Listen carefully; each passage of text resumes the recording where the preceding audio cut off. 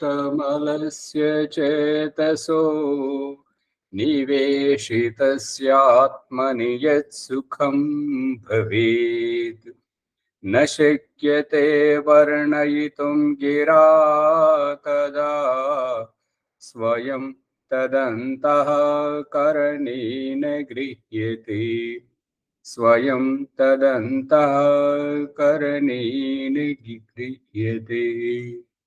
ఓం శాంతి శాంతి శాంతి ఓం. ఈ యొక్క ఉపనిషత్తు జ్ఞాన గంగా అధ్యాత్మ సత్సంగానికి వచ్చేసినటువంటి వారందరికీ నమస్తే, స్వాగతం, సుస్వాగతం.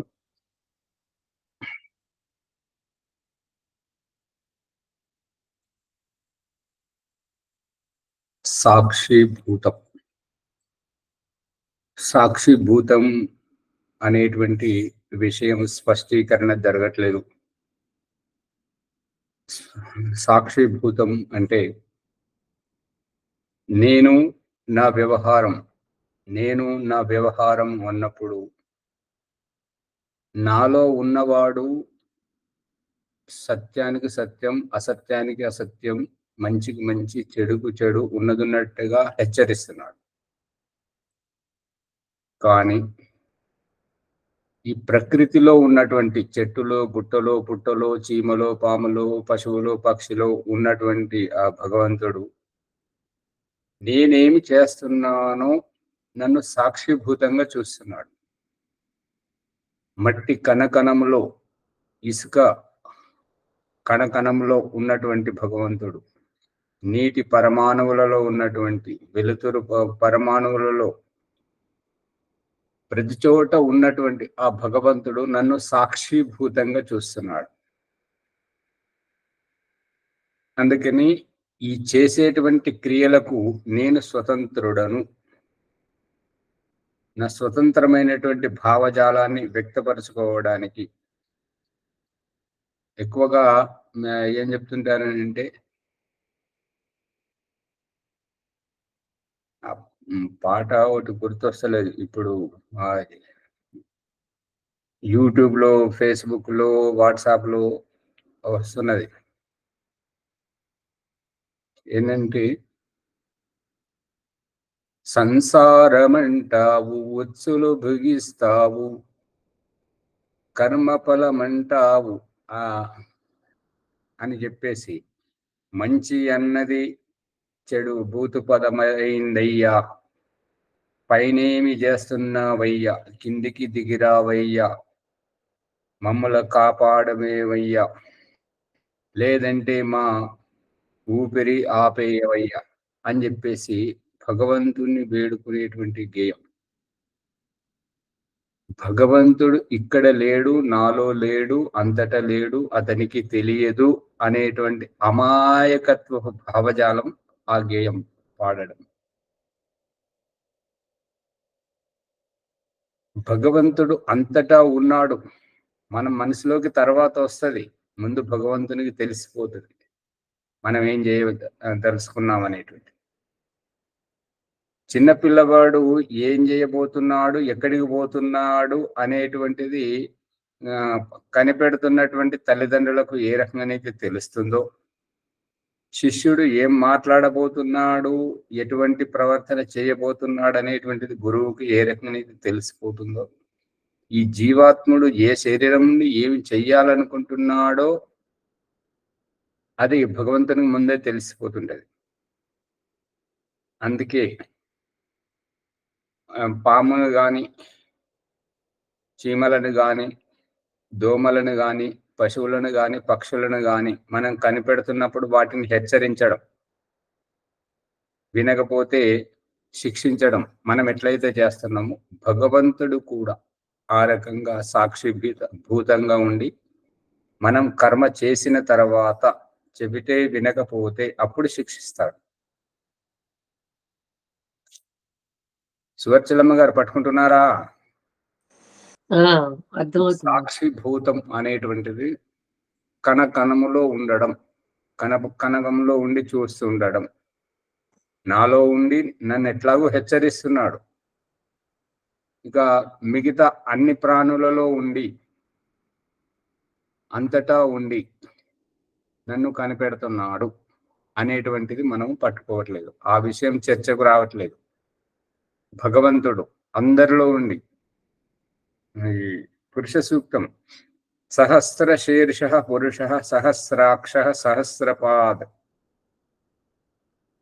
భగవంతుడిని భగవద్గీతలో 18వ అధ్యాయంలో శ్రీకృష్ణుని యొక్క విశ్వరూపాన్ని అర్జునుడు చూసినట్టుగా వైదికులు అవైదికమైనటువంటి వ్యాఖ్యానం చేస్తున్నారు. ఏంటంటే 1000 సహస్ర శీర్ష పురుష అంటే 1000 తలలు గలవాడు, సహస్రాక్ష 1000 కన్నులు గలవాడు, సహస్రపాద్ 1000 పాదములు గలవాడు అనేటువంటి భగవద్గీత యొక్క ఆ విశ్వరూపాన్ని అర్జునుడు చూసినట్టుగా, అర్జునికి చూపించినట్టుగా, శ్రీకృష్ణుడు చూపించినట్టుగా దాన్ని చూస్తున్నారు. కానీ వైదికంలో ఏంటంటే మన చుట్టూ కదులుతున్నటువంటి వ్యక్తుల ద్వారా మనల్ని చూడడం, ప్రతి ఒక్క వ్యక్తి, ప్రతి ఒక్క పక్షి, ప్రతి ఒక్క చీమ, ప్రతి ఒక్క కణములో నుంచి మనల్ని చూస్తున్నాడు. ఆ యొక్క ప్రతి ఒక్క వ్యక్తి, ప్రతి ఒక్క క్రిమి కీటకం యొక్క పాదాలతోటి, పశువుల యొక్క కాళ్ళతోటి మన వైపు నడుస్తూ వస్తున్నట్టుగా ఆ పాదాలలో ఆ పాదాలే పరమేశ్వరుని స్వరూపం. ఆ యొక్క చీమలలో ఉండేటువంటి, దోమలలో ఉండేటువంటి పాము, తేళ్లు, మనుషులు ఎవరైతే మన వైపు వస్తూ ఉన్నారో, మనల్ని చూస్తూ ఉన్నారో, మన చుట్టూ ఉండి మనల్ని కనిపెడుతూ ఉన్నారో అవియే పరమేశ్వరుని సహస్ర అక్షములు, వేల కొలది కళ్ళు. సహస్ర శీర్ష ఇప్పుడు మన చుట్టూ ఉండి మనమైతే ఒక తలతోటే, 2 కళ్ళతోటే అంతటా చూస్తున్నాం. కానీ మనల్ని మన చుట్టూ ఉన్న వాళ్ళు ఎన్ని తలలతోటి, ఎన్ని జన్మలలో ఉండి చీమ, పాము, తేలు, దోమ, ఈగ, ఆవు, పక్షి, క్రిమి కీటకాలు, మనుషులు, చదువుకున్న వాళ్ళు, చదువుకోలేని వాళ్ళు కనబడుతున్నారా? బాలరాజు గారు పట్టుకుంటున్నారా? మునిగారు పట్టుకుంటున్నారా రహస్యాన్ని? ఈ సహస్ర శీర్ష యథార్థం సహస్రం అంటే 1000 కాదు, మన అంచనాకు వేల కొలది కన్నులతో, వేల కొలది శిరస్సులతో, వేల కొలది పాదములతో మన వైపు నడిచి వస్తున్నట్టుగా. మనం 2 కాళ్ళతో నడుస్తుంటాం, కానీ భగవంతుడు అన్ని జన్మలలో అందరిలో ఉన్నాడు కాబట్టి ఆ పరమేశ్వరుడే మన వైపు నడిచి వస్తున్నట్టుగా. ఇవి వేల కొలది పాదములు, వేల కొలది కన్నులతో చూడడం, వేల కొలది కళలు. పట్టుకుంటున్నారా? భాగ్యలక్ష్మమ్మ గారు, రాజమణమ్మ గారు మైకు సరిగా పనిచేస్తలేదు, ఇవాళ చెప్పలేకపోతున్నారు. పట్టుకుంటున్నారా? ఓం నమస్తే. సహస్ర శీర్ష అని అంటే మనది ఒకటే తల, మన ఒక్క తలతోటే ఆలోచిస్తున్నాం, 2 కళ్ళతోటే చూస్తున్నాం. కానీ మన చుట్టూ ఉన్నటువంటి వాళ్ళు ఎన్ని తలలతోటి మనల్ని చూస్తున్నారు, ఎన్ని కళ్ళతోటి మనల్ని చూస్తున్నారు, ఎన్ని శిరస్సులు మన వైపు చూస్తున్నాయి, ఎన్ని కాళ్ళు మన వైపు నడుస్తున్నాయి. రాజమణమ్మ గారు, శ్యామలయ్య గారు పట్టుకున్నారా?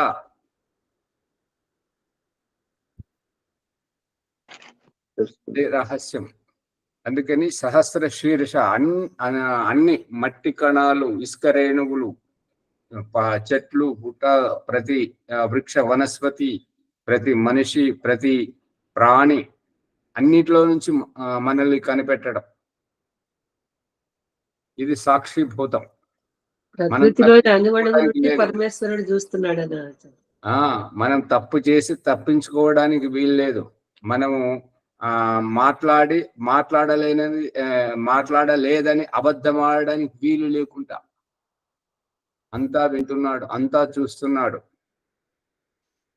అందు గురించి సాధ్యమైనంత వరకు సత్యమే చెప్పాలి, సత్యమే మాట్లాడాలి, ఉన్నదిన్నట్టుగా అనేటువంటిది రహస్యం.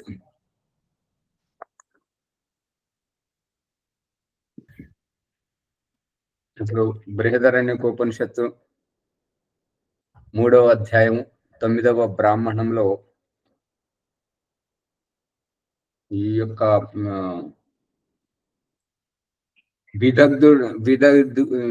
విదగ్ధుడు మరియు యాజ్ఞవల్కునికి మధ్య సంవాదం జరుగుతూ ఉన్నది. దీంట్లో చూడండి.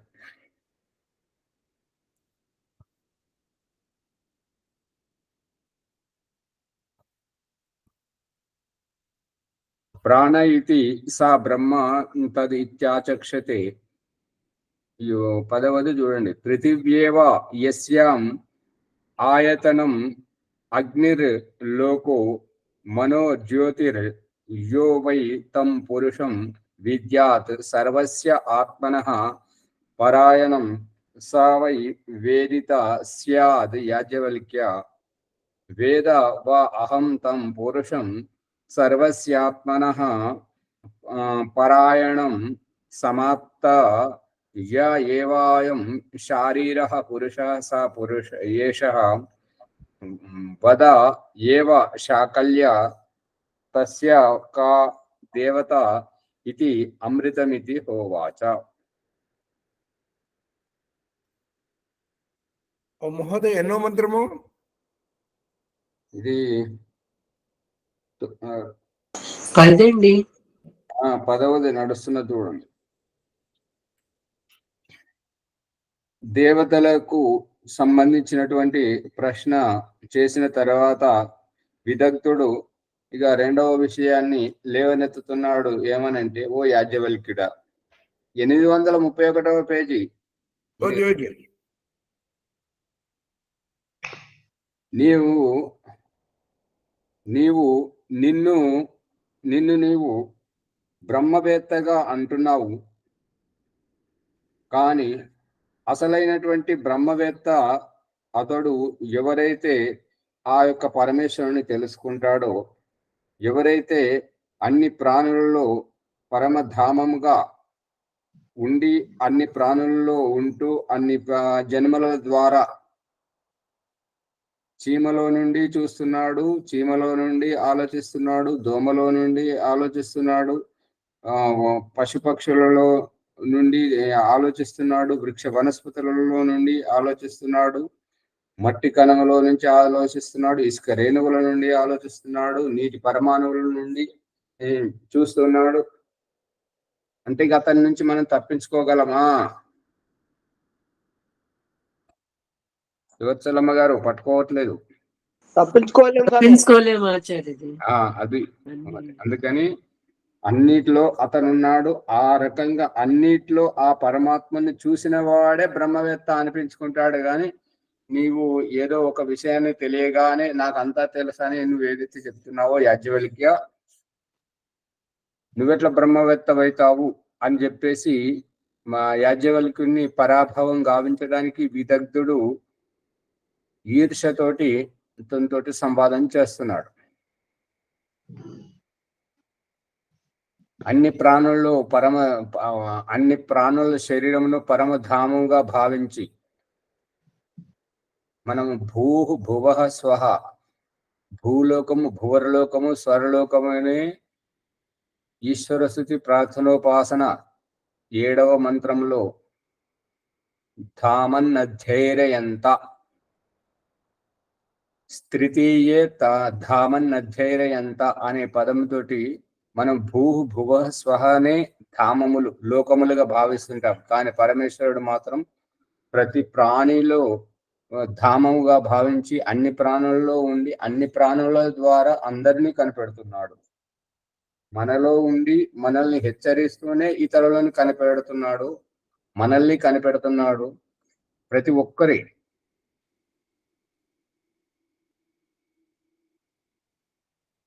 ఎవరైతే మనస్సును జ్యోతిగా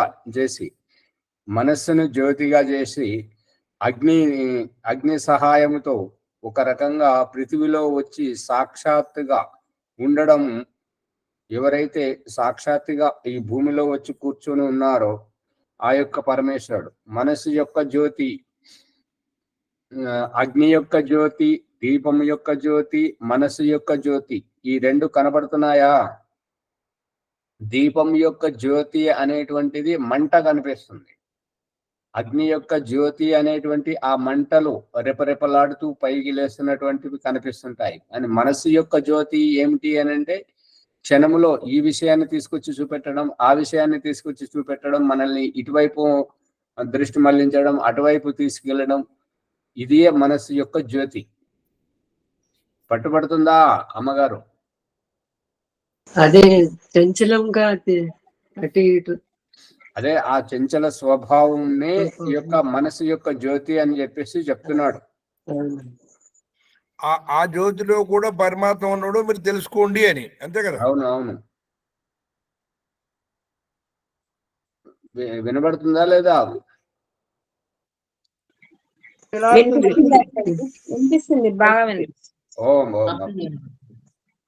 వినిపిస్తుంది ఆచార్య. అందుకని ఈ యొక్క పరమాత్మను అందరిలో అన్నింటిలో ఉండడం ఎవరైతే చూస్తుంటారో, మనసు యొక్క జ్యోతి ద్వారా మనల్ని ఎప్పుడైతే చూస్తున్నాడో ఆ స్వరూపాన్ని మనం పసిగట్టినప్పుడే బ్రహ్మవేత్తలం అనిపించుకుంటాము. ఒక రకంగా పృథివిలో వచ్చేసి సాక్షాత్తుగా కూర్చుని ఉన్నట్టుగా, పృథివీ యొక్క ప్రతి కణ కణము నుంచి మనల్ని కనిపెడుతున్నట్టుగా, కింది నుంచి పై నుంచి ఈ పక్క ఆ పక్క అన్ని దశ దిశల నుండి కనిపెడుతూ ఉన్నాడు. అప్పుడు ఇటువంటి ఆ భగవంతుని నువ్వు తెలుసుకుంటే నువ్వు బ్రహ్మవేత్త అవుతావు. ఈ రకంగా నువ్వు తెలుసుకున్నప్పుడు బ్రహ్మవేత్త ఎట్లా అవుతావు అని విదగ్ధుడు ప్రశ్నించగానే యాజ్ఞవల్కుడు అన్నాడు ఏమనంటే, ఏ పురుషుణ్ణైతే నీవు అన్ని ప్రాణులలో ఉన్నాడని పరమధామముగా భావించి చెప్తున్నావో, నేను ఆ యొక్క పరమధామముగా నివాసం ఉండి మనల్ని కనిపెడుతున్నటువంటి ఆ భగవంతుని నేను తెలుసుకున్నాను, నాకు తెలుసు. కానీ అతడు శారీర పురుషుడు. ఈ విశ్వం యొక్క విశాలమైనటువంటి శరీరం వాడు. ఈ అండపిండ బ్రహ్మాండం అంతా అతని యొక్క కళ్ళు సూర్యచంద్రులు, అతని యొక్క ఈ ఉదరము ఆకాశములోనే అన్ని అండపిండ బ్రహ్మాండములన్నీ ఇమిడి ఉన్నవి. ఈ యొక్క విశాలమైనటువంటి ఈ శరీరంలో అండపిండ బ్రహ్మాండం అంతా అతనిలో ఇమిడి ఉండడం, ఈ సూర్యచంద్రుల ద్వారా చూడడం, ఈ యొక్క గ్రహములన్నీ వేటి గతిలో అవి తిరుగుతూ ఉండడం, శరీరంలోని అవయవాలన్నీ వేటికవి పనిచేస్తుండడం వంటిది. అందుకని ఈ యొక్క బ్రహ్మాండం అంతా నిండి ఉన్నటువంటి వాడు, ఆ బ్రహ్మాండమునంతా తనలో ఇముడ్చుకున్నటువంటి వాడు, అతడు శరీర పురుషుడు. ఈ శరీర పురుషుడు అన్న ఆ పదానికి అర్థంగా ఏం చూపిస్తుంటారు అని అంటే, శ్రీకృష్ణుడు చూడు ఎన్ని తలలు గలవాడో. ఒకవైపు తలల నుండి అయితే అందరు పుట్టుకొస్తున్నారు, ప్రాణిమాతులన్నీ పుట్టుకొని వస్తున్నాయి. ఇంకొక వైపు తలలలో నుండి అన్ని ప్రళయం వైపు అన్ని నశించిపోవడం. అంటే ఒకవైపు సృష్టి, ఇంకొక వైపు ప్రళయం. ఆ యొక్క శ్రీకృష్ణుని యొక్క 18వ అధ్యాయంలో విశ్వరూపాన్ని అర్జునునికి చూపించినటువంటి వైనాన్ని వ్యాఖ్యానం చేస్తుంటారు. కానీ అది యథార్థం కాదు. కంటికి కనబడేటువంటి రూపమేనైనా కంటికి కనబడిన తత్వం పరమాత్మ తత్వం. ఓం ఆచారి, ఓం అది కేవలము ఉపమానాలంకారం మాత్రమే చెప్తున్నారు, అంతేగాని యథార్థం కాదు. వెనకాల ఉన్న రహస్యాన్ని పరమాత్మ తెలుసుకోని చెప్తున్నాడు, అంతే కదా? అంతే. ఆ రహస్యాన్ని ఎప్పుడైతే పట్టుకుంటారో అది సత్యం. ఈ శ్రీకృష్ణుని ఆ 18 తలల నుండి ఒకవైపు సృష్టి, ఇంకొక వైపు ప్రళయం అనేటువంటిది అదంతా కేవలం ఊహాజనితం, కల్పితం. ఈ శ్రీకృష్ణుని ఆ శరీరాన్ని, ఆ విశ్వరూపాన్ని పట్టుకున్నట్టయితే మనము ఆ విశ్వరూపంలోనే అటువంటి దానిని ఊహించుకోవడానికి మాత్రమే ప్రయత్నం చేస్తూ ఉంటాం. కానీ ఈ కళ్ళు లేని వారికి, కళ్ళు పనిచేయని వారికి అందరికీ ఒకే విధంగా ఉన్నటువంటి ఆ పరమేశ్వరుడు అణువణువున ఉన్నాడు, అంతటా ఉన్నాడు. ఈ ప్రకాశంలోనూ ఉన్నాడు, గాలిలోనూ ఉన్నాడు, ఆకాశంలోనూ ఉన్నాడు, ఈ యొక్క అణు తినడం, ప్రతి దాంట్లో ఉండడం, ప్రతి ప్రాణిలో ఉండడం, అది గమనించినటువంటి వారు తప్పు అనేటువంటిది చేయరు.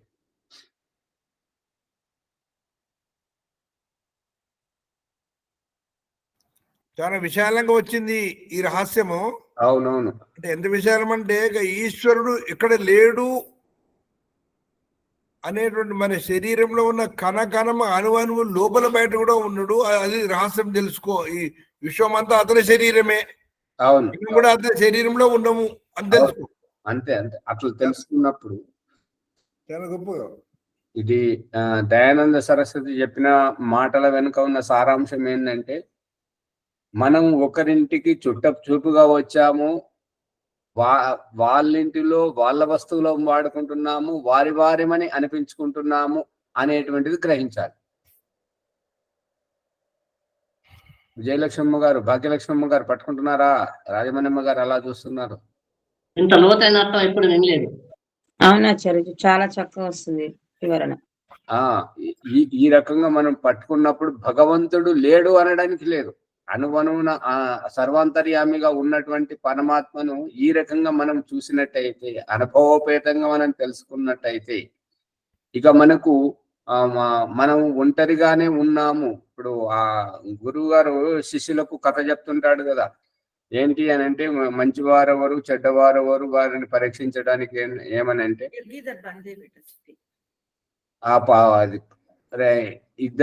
ఇద్దరు శిష్యులకు ఒక పావురాన్ని ఇచ్చేసి, ఇద్దరికి చెరొక పావురాన్ని ఇచ్చేసి, దీన్ని ఎవరు లేని చోట చంపుకొని రాండి అని అంటే, ఒక అతను పోయి గోడసాటికి పోయి దాన్ని చంపుకొని తీసుకొస్తాడు. ఇంకొక అతను, అవును ఎవరు లేని చోట అని అన్నప్పుడు ఆ పావురం ఒకటి నేను ఒకటి కదా, ఆ పావురం నన్ను చూస్తుంది, నేను పావురాన్ని చూస్తున్నాను కదా.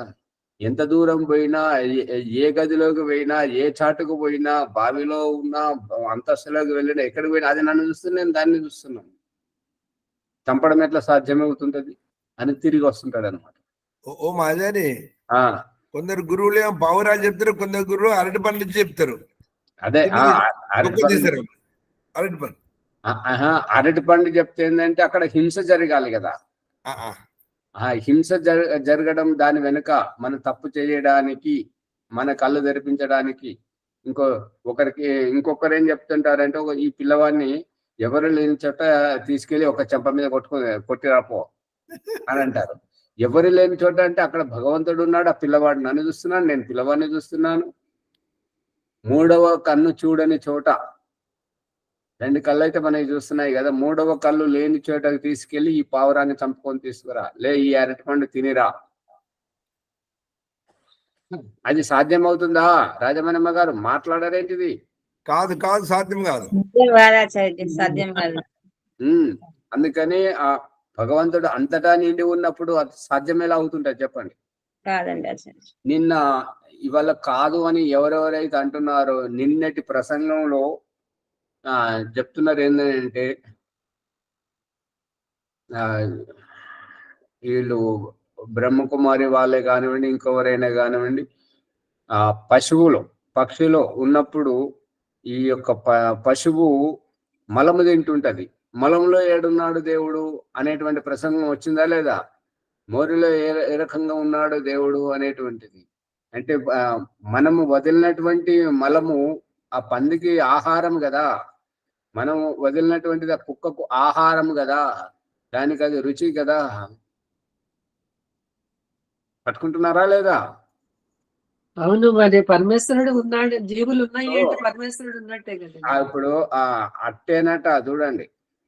మళ్ళీ నిన్న పాట పాడుతున్నారు ఎవరు, సువర్చలమ్మ గారు. దీనిని ఎవరు, పుష్పమ్మ గారు కూడా పాడుతుంటారు. ఏమనంటే, ఇక నువ్వే మా కొద్దిక్కు. ఇక అంటే ఇదివరకు ఎవరు, ఇదివరకు ఎవరు? ఇప్పుడు తానే కాపీ తెలుసుకున్న తర్వాత ఇప్పుడు కళ్ళు తెరిచాము కాబట్టి, ఇప్పుడు నీ గురించి తెలుసుకున్నాము కాబట్టి ఇక నువ్వే దిక్కు అంటే ఏమన్నట్టు? ఇదివరకు ఇంకెవరో దిక్కుగా ఉండేవారు, వాళ్ళని వదిలేసి ఇప్పుడు వీరిని పట్టుకున్నట్టే కదా. ఆ దుకాణంలోకి వెళ్ళి ఈ దుకాణంలోకి వచ్చినట్టే కదా. బాలాజీ గారు పట్టుకుంటున్నారా లేదా? దుకాణంలో కల్తీ సామాన్ ఇస్తున్నారు, ఈ దుకాణంలో ఒరిజినల్ ఇస్తున్నారు అని చెప్పి ఇక్కడికి వచ్చిన అనుకోడా?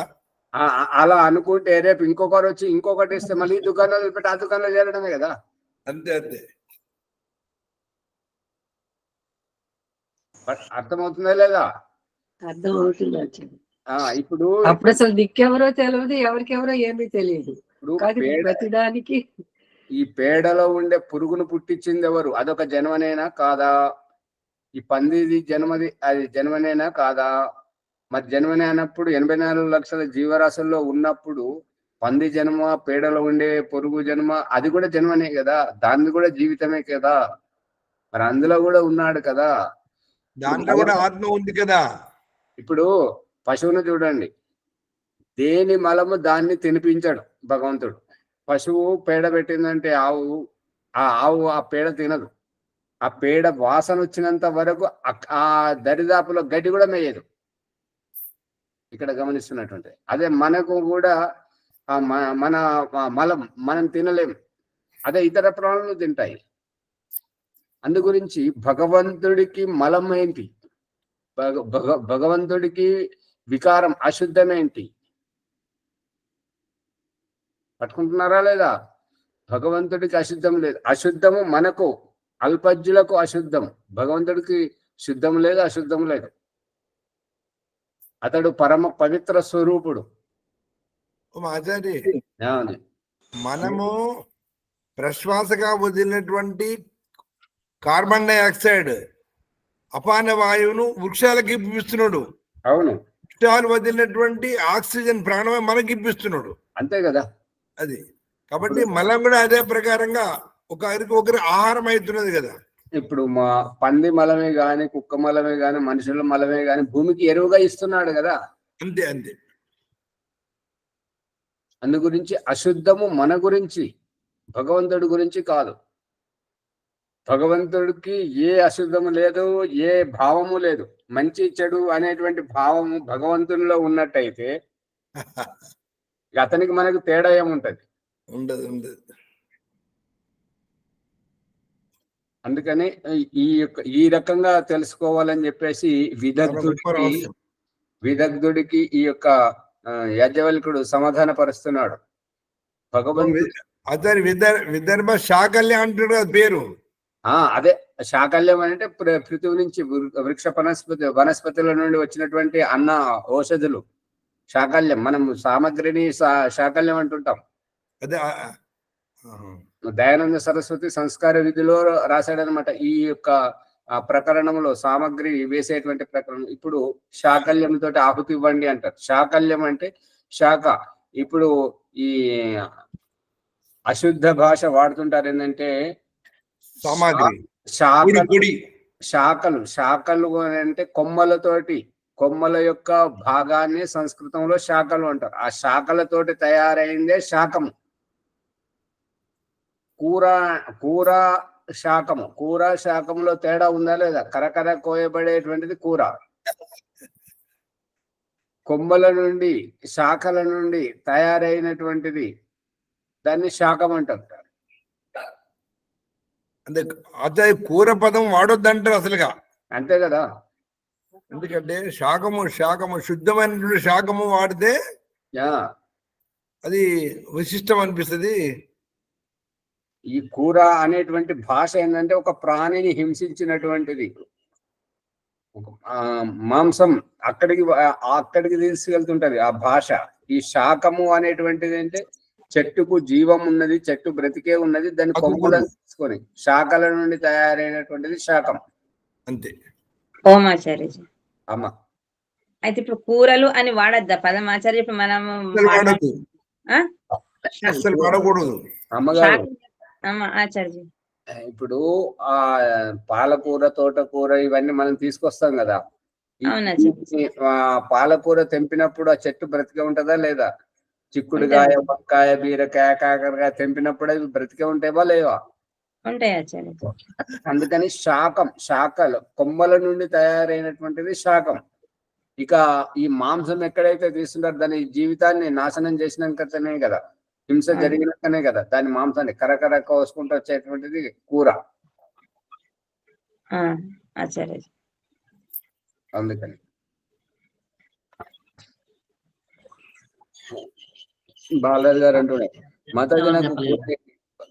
కూర కూర అనే శబ్దం సరైనటువంటిది కాదు, శాకం అనే పదం వాడారు. ఓ ఆచారి, ఆ, మరి ఎంత శుద్ధంగా ఉన్న తర్వాత ఆ కూర అని చెప్పి కూర దాన్ని చంపి తెచ్చుకొని తిని ఎట్లా తింటున్నారు ఎట్లా? బ్రాహ్మణులు వాడతారండి శాఖం అది. స్వామి మనం ఈ ఒడ్డున కూర్చుండి ఆ ఒడ్డు విషయం మాట్లాడితే మనకు అట్లాగే అనిపిస్తుంది తింటున్నారు ఎట్లా అనేది. అక్కడ ఉన్న వాళ్ళు మనం కూడా అదే ఒడ్డుకు ఉన్నాం అనుకోండి, అవును ఇది సహజంగా అందరు తింటున్నాం మనం తింటున్నాం అంతే, అది వేరుగా అనిపించదు. అక్కడ మంచిది చెడు తెలియనప్పుడు రుచి ఉన్నప్పుడు అదే తింటాము అదే చేస్తాము. అదే అక్కడ ఉన్న వాళ్ళు ఆలోచిస్తే ఈ ఒడ్డు వాళ్ళు మంచి వెళ్ళారు అనిపిస్తుంది, అంతే కదా? అంతే కదా. ఇప్పుడు ముని గారు ఏమంటారు, ఏమి వాళ్ళ ఇంటికి పోతే ఏమున్నది, పప్పు అన్నం పెడతారు, పప్పు తోటి ఏమవుతుంది, ఓ తాగుడు లేదు తినుడు లేదు ఏమి లేదు అని చెప్పి చుట్టాలు వచ్చినట్టు 2 మేకలు కోయాల్సిందే అంటారు. అందుకని ఇక్కడ భగవంతుడిని అన్ని రూపాలలో, అన్నం మెతుకుల్లో, కూరగాయ అణువులలో, మా కంచములో, తాగే నీళ్లలో, పోసుకునే మజ్జిగలో, సాంబార్, ప్రతి దాంట్లో, ఇంటి గోడ అణువుల్లో, ప్రతి ఈగలో, దోమలో, ప్రతి దాంట్లో ఎప్పుడైతే మనం భగవత్ స్వరూపుణ్ణి చూస్తున్నామో అతని మధ్యలోనే మనం ఉన్నాము.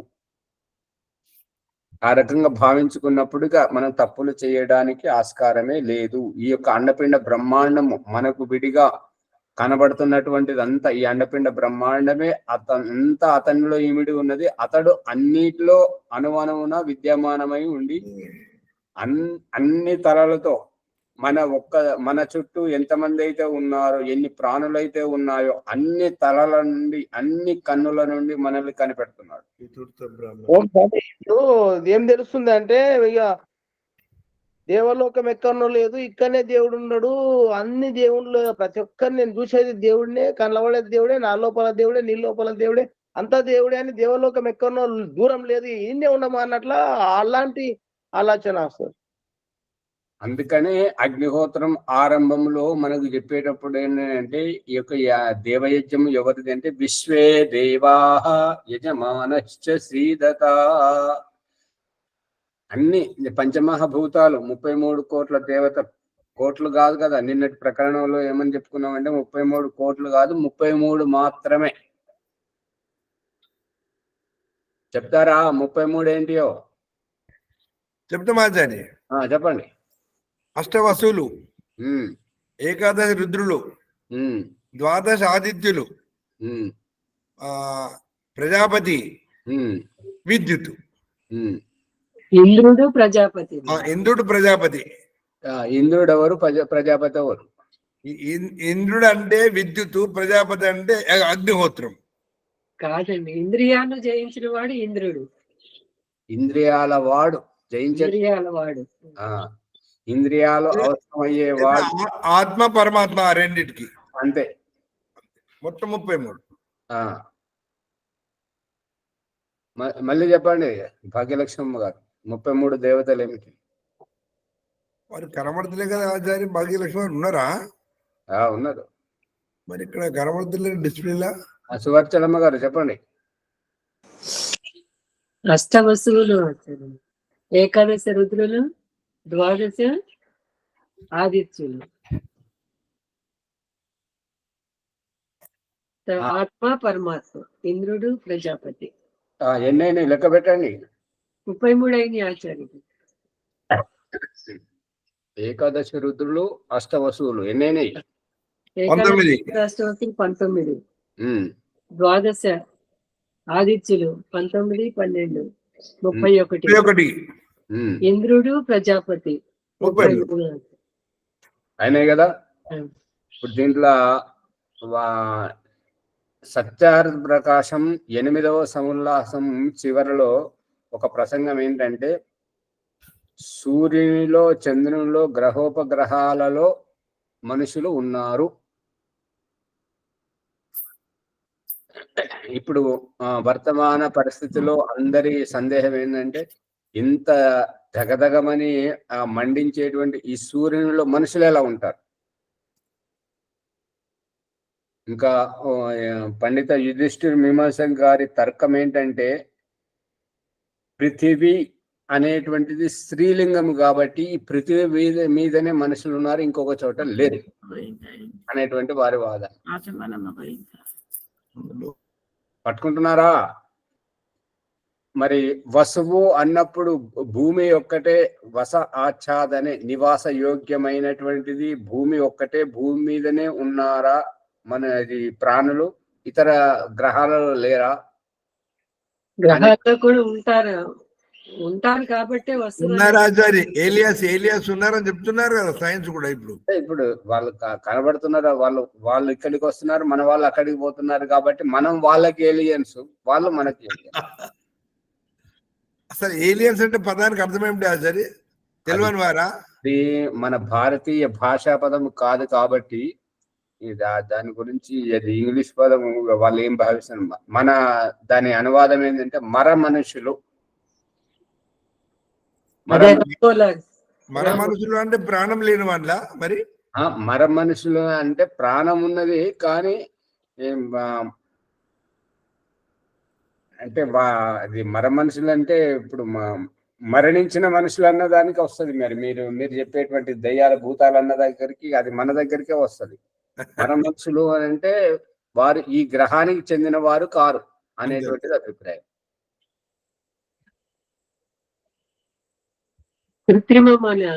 వాళ్ళు కూడా పిల్లలు కంటుండ్రు, వాళ్ళు కూడా సంసారం చేస్తుండ్రు, వాళ్ళ చిన్న పిల్లలు అందరూ చూపిస్తారండి కదా. అది అయితే మరి నా దృష్టికి రాలేదు. ఉండొచ్చు.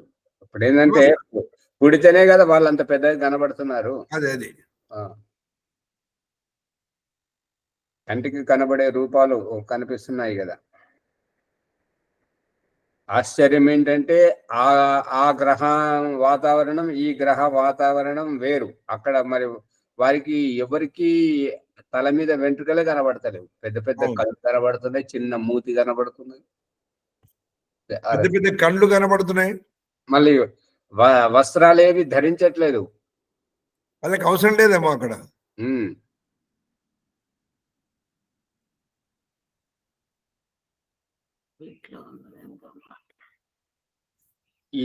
ఈ రకంగా పరమాత్మ అన్నింటినీ తనలో ఇముడ్చుకొని ఉన్నాడు కాబట్టి ఏ రకంగానైతే మన శరీరం లోపల ఉన్నటువంటి ప్రతి అవయవం మనకి ఎట్లయితే పనిచేస్తుందో ఆ భగవంతుడిలో ఇమిడి ఉన్నటువంటి ఈ సూర్యచంద్ర గ్రహాలు ఈ పృథివీ దేనికది పనిచేస్తూ ఉండడం, దేనికి క్రమంలో తిరుగుతూ ఉండడం, జీవ సంచారం కావింపజేస్తుండడం, ఆశ్రయం చేయడం, ఇదంతా ఈ విధంగా ఇంకా ఈ ప్రసంగాన్ని చెప్తూ ఈ విశ్వమే ఆ యొక్క పరమేశ్వరుని యొక్క శరీరం. దీని తర్వాత యాజ్ఞవల్కుడు ఏమన్నాడంటే, ఓ శాకల్య, ఈ ప్రశ్న చేస్తూ ఉండు, ఇలాగే ప్రశ్న వేస్తూ ఉండు, నేను సమాధానం పరుస్తూనే ఉంటున్నాను. నువ్వు ఎంతవరకు అయితే ప్రశ్నించగలవో నేను అంతవరకు సమాధాన పరుస్తాను. నీ ప్రశ్నను కొనసాగించు, నువ్వు విరమించకు, ఆగిపోకు. శాకల్యుడు ఏమన్నాడంటే, ఒకవేళ ఆ యొక్క పురుషుడు స్వయం బ్రహ్మదేవుడు కానట్లయితే, ఇగో ఈ ప్రసంగంలో ఒకసారి ఏంటంటే ఒకతను చనిపోతున్నాడు. అతడు ఎటువంటి పండితుడు అంటే గొప్ప పండితుడు, చాలా పుస్తకాలు రాశాడు, చాలా వ్యాఖ్యానాలు చేశాడు, ఎంతో మందిని మార్చాడు, అతని అనుయాయులు ఎంతో మంది ఉన్నారు. ఇప్పుడు చివరి క్షణాల్లో ఉన్నాడు, ఇప్పుడు చివరి శ్వాస వదిలేస్తాడు. అతనికి ఏమనిపించింది అని అంటే, సాధన చేయలేదు. పుస్తకాలు చదవడం జరిగింది, పుస్తకాలు రాయడం జరిగింది, ప్రవచించడం జరిగింది, అన్ని చేయడం జరిగింది, కానీ సాధన చేయలేదు. సాధన చేయలేదు కాబట్టి మరి ముక్తి కావాలంటే ఎట్లా? సాధన చేసిన వారికి ముక్తి లభిస్తుంది అన్నప్పుడు నేను చేయలేదు కదా ఎట్లా అని అంటే, అట్లా ఆలోచిస్తున్నప్పుడు ఒక అతను ఏమన్నాడంటే, ఫలానా వ్యక్తి అతను చాలా గొప్ప సాధకుడు, అతన్ని పిలిపించాడు అంటాడు. అతనికి అసలు భగవంతుడు అంటేనే తెలియదు. ఎందుకు తెలియదు అని అంటే, ఇతడే భగవంతుడు, ఇవే లక్షణాలు అనేటువంటివి ఆయనకు తెలియదు అన్నమాట. సరే పిలిపించండి అని అన్నప్పుడు ఆయన వచ్చిన తర్వాత ఈ మాట అయిపోయిన తర్వాత నేను మరి శ్వాస విడిచేది ఉన్నాను, ఒకటో రెండో శ్వాసలు తీసుకుంటాను, చివరి ప్రాణం వదిలే పరిస్థితి ఉన్నది. భగవంతుని గురించి ప్రార్థన చేయమనగానే అతను ఏమంటాడంటే, ఓ దేవుడా, ఓ దయ్యమా, నా జీవితం సమాప్తం అవుతుంది, ఇక నన్ను నువ్వే చేరది అనేటువంటి మాట అన్నాడు. ఆ పండితుడు ఏమంటున్నాడంటే, నేను దేవుని గురించి ప్రార్థించమనంటే నువ్వు దయ్యం గురించి అంటావేంటి అని అంటే, అప్పుడు ఆ వచ్చినటువంటి వ్యక్తి ఏమంటాడంటే, అవును దేవుడే ఉండొచ్చు అంటే తెలియదు, దేవుడే ఉండొచ్చు, ఏమో దేవుడు లేక దయ్యమే ఉన్నదేమో. ఈ సమయంలో, ఈ ప్రాణం వదిలే సమయంలో వారు వీరు అని చెప్పి తర్కం చేయకూడదు. ఎవరైనా సరే, దయ్యం ఉంటే దయ్యమే నన్ను చేరదీయాలి, దేవుడు ఉంటే దేవుడే నన్ను చేరదీయాలి, నన్ను కాపాడాలి, నాకు స్వర్గం ఇవ్వాలి. ఎవరిస్తే ఏముంది, మనకు కావాల్సింది స్వర్గం. అర్థమవుతుందా? మనకు దేవుడి ప్రత్యేకంగా నిర్వచనం చేస్తున్నాడు ఆచార్య, ఏదో పదం చెప్పి. ఇదంతా మునిగారు ఇది ఎందుకు వస్తున్నది అని అంటే, ఇక్కడ బాలరాజు గారితో పాటు నర్సరెడ్డి గారు ఉన్నారు. వారు అంటారు, వారేమంటారంటే, ఈ ఆశ్రమ ట్రస్టీ అధ్యక్షుడు వారేమంటారంటే, 4 వేదాలు చదివిన, గడగడ మాట్లాడిన, ఏది చేసినా కూడా అనుభవపేతంగా మాత్రం తెలుసుకోనప్పుడు, సాధన చెయ్యనప్పుడు, ఆచరణ లేనప్పుడు ఇవన్నీ ఏం ఉపయోగం? ఆ వేదాలు అవును, యథార్థం ఆచార్య, యథార్థం వారు చెప్పేటువంటి రహస్యం ఇది. అంతే. అందుకని ఇక్కడ ఈ పండితుడు ఎన్నో పుస్తకాలు రాశాడు, ఎన్నో ప్రవచనాలు ఇచ్చాడు, ఎన్నో సన్మానాలు పొందాడు, ఎంతో మందిని మార్చాడు, ఎంతో మంది అతన్ని చూసి మారారు. అటువంటిది ఇప్పుడు ప్రాణం వదిలే సమయం వచ్చేటప్పుడు అతనికి సందేహం కలిగింది, ఇంతకు నేను ఎక్కడికి పోతా, చచ్చి ఈ దేహం వదిలి నేను ఎక్కడికి పోతా? రాజమణమ్మ గారు, అర్థమవుతుందా? నేను ఎక్కడికి పోతాను, నా పరిస్థితి ఏంటి? నేనైతే ఎంతో మందికి చెప్పాను, వేద ప్రమాణాలు ఇచ్చి చెప్పాను, అన్ని చేసి చెప్పాను, వాళ్ళంతా నమ్మారు, నా మాట నమ్మారు. కానీ ఇప్పుడు నేను ఈ శ్వాస వదిలితే, ఈ దేహం వదిలితే నేను ఎక్కడికి పోతాను? అతనికి భయం వేసి ఎట్లా అని అంటే, ఫలానా వ్యక్తిని పిలుచుకారు. ఆ వ్యక్తి వచ్చి కూడా అతడు సాధన చేస్తుంటాడు, అష్టాంగ యోగం అంటాడు, ఇంకేదో యోగం అంటాడు, ఏమో అంటాడు. అతన్ని పిలవడం జరిగింది. అతను వచ్చి అంటున్నాడు, ఓ దేవుడా, ఓ దయ్యమా, నన్ను మీరే కాపాడాలి, నాకు సద్గతిని ప్రసాదించాలి. జయమ్మ గారు మాట్లాడకండి మధ్యలో. దేవుడా అన్నది బాగున్నది, ఓ దయ్యమా అంటే ఇదేం ప్రార్థన, ఇలా ఎందుకు ప్రార్థిస్తున్నావు అంటే, అతను అంటున్నాడు ఏంటంటే, ఇప్పుడు తర్కం పనికిరాదు, నాకు సద్గతిని ప్రసాదించడం ముఖ్యమా, ఇప్పుడు మన జీవితానికి సద్గతిని ప్రసాదించడం ముఖ్యమా, దేవుడా దయ్యమా అన్నది ముఖ్యమా? కడుపు నిండింది ముఖ్యమా, ఏ కంచంలో వడ్డించింది ముఖ్యమా? తిన్నదే ముఖ్యం. సమయంలో ఆకలి తీరడమే ముఖ్యం కదమ్మా. ఆకలి మనకి ఏ కంచంలో పెట్టారనే, మట్టి పాత్రలో తిన్నామా, బంగారు పాత్రలో తిన్నామా, చేతిలో పట్టుకొని తిన్నామా అని చెప్పేసి కడుపు నిండింది ముఖ్యం. అందుకని ఇప్పుడు భగవంతుని దగ్గర ఇది తర్కానికి పనికిరాదు. అందుకని సాధన వేరు, స్వాధ్యాయం వేరు. సాధన వేరు, స్వాధ్యాయం వేరు, శ్రవణం వేరు. శ్రవణం ఇంకొకరి అభిప్రాయాన్ని వినడం, స్వాధ్యాయం ఒక పుస్తకములో ఉన్నది చదవడం, సాధన వ్యక్తిగతమైనటువంటి రహస్యం. అంటే సాధన ఇంపార్టెంట్ అంతే కదా మనం అమ్మ. అందుకే దయానంద సరస్వతి చెప్తున్నటువంటిది, పతంజలి మహర్షి చెప్తున్నటువంటిది, తజ్జపస్ తద్ అర్థభావనం.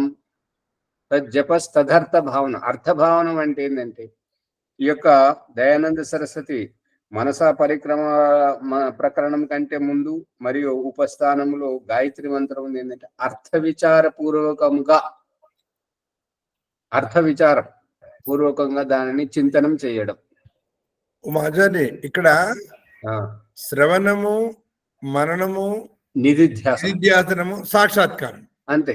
అంటే ఈ అనుభవపేతంగా తెలుసుకున్నది ఏ సందర్భంలో తెలుసుకుంటాడు? మనములో తెలుసుకుంటాడు, నిధిధ్యాసములో? అంటే అన్ని ఉండాలి. ఇప్పుడు మొట్టమొదటి తెలియని విషయం ఒకరి ద్వారా వినడం కావాలి, తర్వాత పుస్తకంలో చదవడం కావాలి, దాన్ని ఆచరించడానికి విచారిస్తూ అవును ఇది ఎట్లయితే ఈ రకంగా అయితేనే అవుతుంటది కానీ ఈ రకంగా కాదు. ఇప్పుడు జయమ్మ గారి పరిస్థితి ఏంటంటే మా ప్రణవ్ ముని గారు ఉన్నప్పుడే పక్కన కూర్చుని చూసినప్పుడే ఓం ప్రకాష్ వినడం జరుగుతుంటది. ఆ రోజే ఇది ఉపనిషత్తు జ్ఞానగంగ కానీ వారు ఏదైనా పని మీద బయటకు పోతే వారు రారు. అంటే అంత ఇంట్రెస్ట్ చూపెట్టట్లేదు కదా, ప్రాముఖ్యత ఇవ్వట్లేదు కదా. జయమ్మ గారు పట్టుకుంటున్నారా లేదా? ఆచార్య ఇంటి పని లోపల ఇంటి పనికి ఉన్న ప్రాముఖ్యత దీనికి ఉండదు. ఇంటి పని లోపల నిమగ్నం అయిపోతారు. తర్వాత ఈ ఎపిసోడ్ మళ్ళీ తర్వాత నిదానంగా ఉంటది. ఇప్పుడు పరిస్థితి ఏంటంటే నాకు బాధ్యత పెట్టావు, ఇల్లు ఊడ్చాలి, ఎవరి గురించి ఊడుస్తున్నా, ఇంకొకరికి శుభ్రంగా కనిపించాలి, వంట చేసి పెట్టాలి, వారికి అసువిధగా ఉండకూడదు, ఇంకొకరికి వసతిని సమకూర్చాలి. కానీ నాకు నేను కొల్లగొట్టుకున్నాను, నాకు నేను దూరంగా ఉండిపోతున్నాను అనేటువంటి విషయాన్ని పట్టుకోవట్లేదు. ఓకే, సమయం అయిపోయింది. తొందరగా వస్తలేరు, ఆలస్యంగా వస్తున్నారు. అందుకే 10 మంది కూడా వస్తలేరు. అది తొందరగా వస్తే ఇంకా మంచి విషయాలు తెలుసుకోవచ్చు కదా. మీకు జయమ్మయ్య గారు చెప్పట్లేదు ఏ రోజు కూడా. ఆచార్య ఓం పురుష గారి ధన్యవాదములు.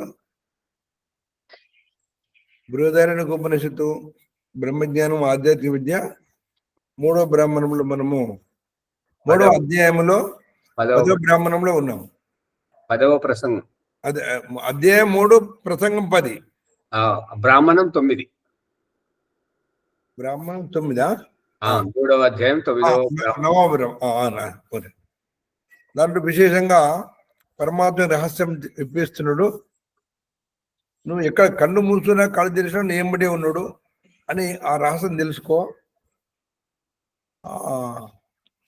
అంటే చాలా లోతుగా వస్తున్నది ఈశ్వరుడు గురించి, చాలా లోతుగా, మనం అనుకోనంత లోతుగా వస్తున్నది. కానీ అది మనం 1-2 సార్లు వింటే రహస్యం బోధపడుతుంది. తర్వాత నేనెవరిని, నీ పక్కనే ఉన్నా నేను, నా పక్కనే నువ్వు ఉన్నావు కానీ నేను నిన్ను తెలుసుకోలేకపోతున్నా. అప్పుడు నేనెవరు తెలుస్తుంది, నువ్వెవరు తెలుస్తుంది, ఈ కర్మడేటువంటి ప్రకృతి తెలుస్తుంది. ఈ విషయాలు చాలా తక్కువ వస్తున్నాయి. మునిగారు ఒక్క మాట, పిల్లవాడు అమ్మ నాన్నను గమనిస్తున్నప్పుడు, పశువు యజమానిని గమనిస్తున్నప్పుడు తప్పు చేస్తుందా? చేయది. అంతే, ఇది రహస్యం ఇక్కడ, అది తెలుసుకోవాలి. అంతే అంతే. ఎందుకంటే మనం సీసీ కెమెరా ఉందని చెప్పాడు, బోర్డు పెడతాడు, అప్పుడు తప్పు చేస్తామా? చెయ్యము. ఎందుకు? సీసీ కెమెరా పట్టుబడతాం. అలాగే 24 గంటలు పరమాత్మను చూస్తుండు అని తెలిసినప్పుడు ఏ తప్పు చేయ. ధన్యవాదములు. చక్కగా ఈ ఎపిసోడ్ లైక్ చేయండి, షేర్ చేయండి, సబ్స్క్రైబ్ చేయండి. పక్కన ఉన్న గంట సింబల్ గట్టిగా నొక్కండి. 1-2 సార్లు వినండి. తర్వాత ఆచార్యులు చెప్పినప్పుడు చాలా శ్రద్ధగా వినాలి. అక్కడ వినడానికి సమయం లేనప్పుడు మీరు చెప్పే ప్రతి వాక్యాన్ని శ్రద్ధగా వింటే మీ లోపల హత్తుకుపోతుంది. అది విన ప్రార్థన. వైదిక సంధ్యోపాసన కేవలం 2 నిమిషాలు వినడం. అత వైదిక సంధ్యోపాసన ప్రాణమని భాగ్యనగరం. ఓం అమృతోపస్తరణమసి స్వాహ. ఓం అమృత అభిదానమసి స్వాహ. ఓం సత్యం యశః స్త్రీర్మయి స్త్రీః త్రేతాము స్వాహ. ఓం చన్నో దేవీ రవిష్టయాపో భవంతి పీతయే శయ్యోరవిస్రవంతు నః. ఓం వాక్ వాక్, ఓం ప్రాణః ప్రాణః.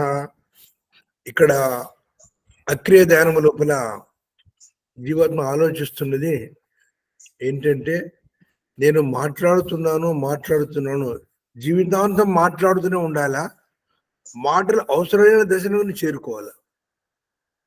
ఓం వాక్ వాక్, ఓం ప్రాణః ప్రాణః, ఓం చక్షుశ్చక్షుః, ఓం శ్రోత్రం శ్రోత్రం, ఓం నాభిః, ఓం హృదయం, ఓం కంఠః, ఓం శిరః, ఓం బాహుభ్యాం యశోబలం, ఓం కరతల కరపృష్ఠే.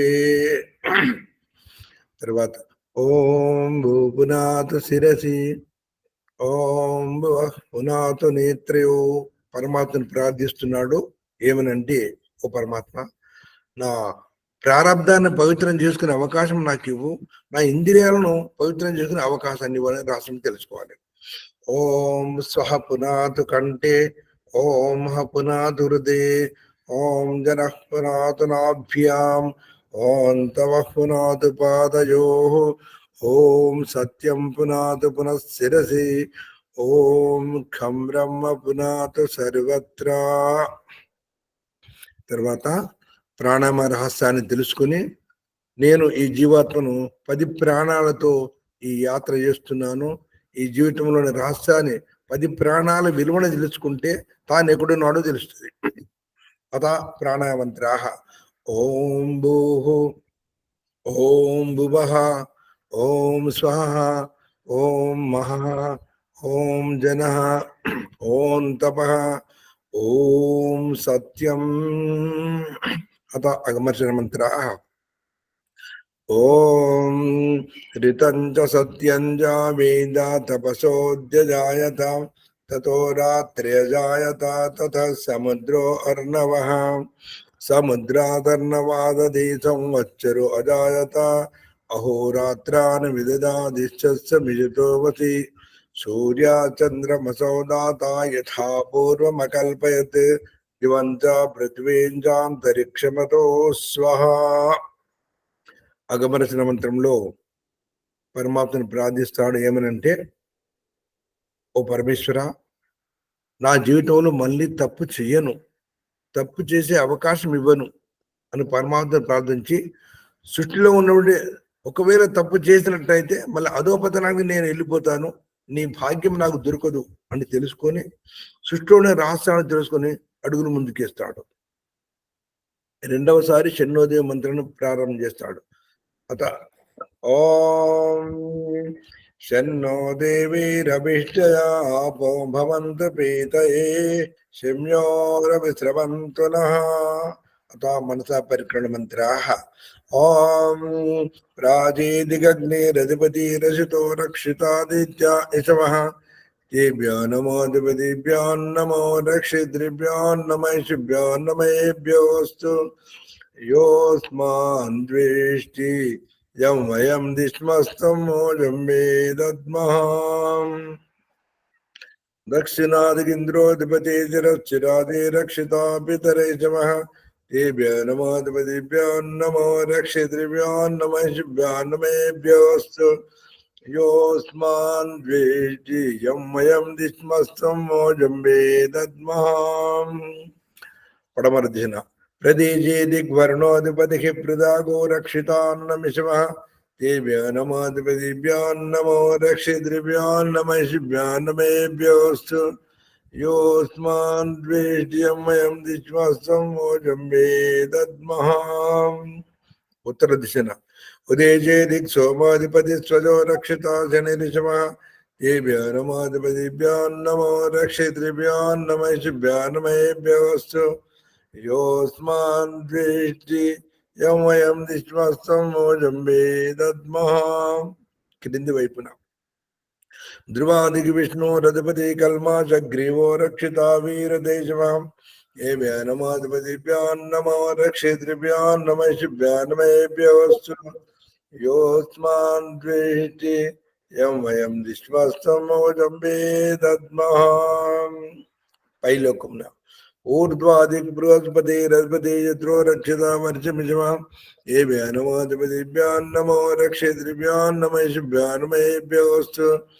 యోస్మాన్ ద్వేష్ట్యం వయం దిష్మస్తం మోజం వేదద్మః.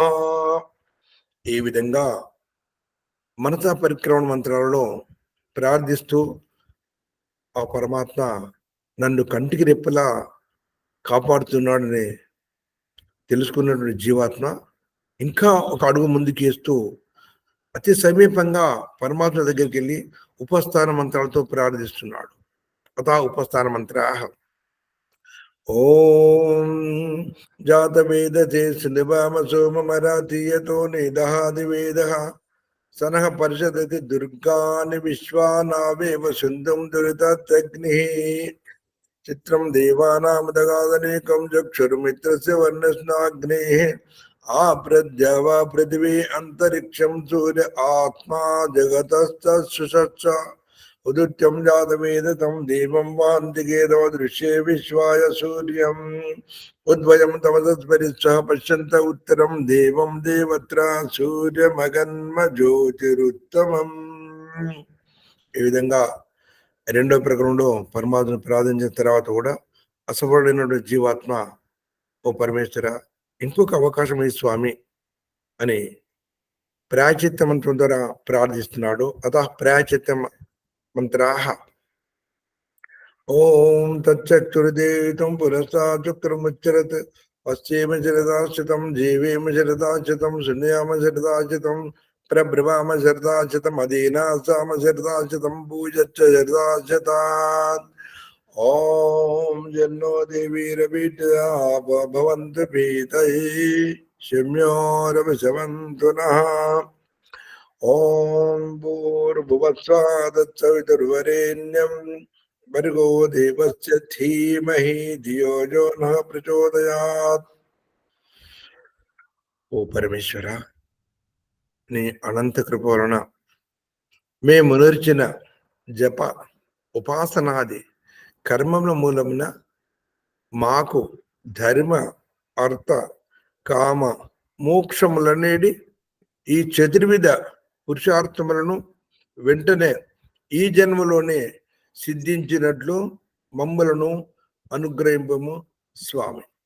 అతా నమస్కార మంత్రాః.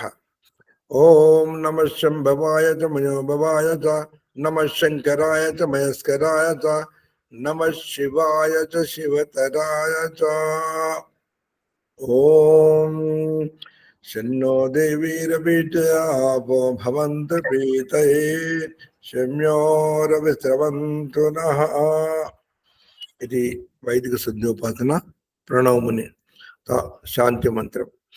ఓం దేవ శాంతిరంతరిక్షకం శాంతి పృథివీ శాంతి ఆపా శాంతి ఓషధ శాంతి వనస్పతే శాంతిర్విశ్వే దేవా శాంతి బ్రహ్మ శాంతి సర్వం శాంతి శాంతిరేవ శాంతి సామా శాంతిరేది. ఓం శాంతి శాంతి శాంతి. నమస్తే ఆచార్య. శ్రీభ్యో నమః. ఎవరైతే సంధ్యోపాసన చేపిస్తారో వారందరూ కూడా ఈ విధంగా శాంతి మంత్రం చెప్పాలి. చివరిగా ప్రతి ఒక్కరు కూడా ఈ ఎపిసోడ్ లైక్ చేయండి, షేర్ చేయండి, సబ్స్క్రైబ్ చేయండి అని ఆ పదం చెప్పినట్టయితే వాక్ ద్వారా మనం పరోపకారం చేసుకున్నట్టయితే. ధన్యవాదములు ఆచార్య. ఓం శుభమస్తు. శ్రీభ్యో నమః.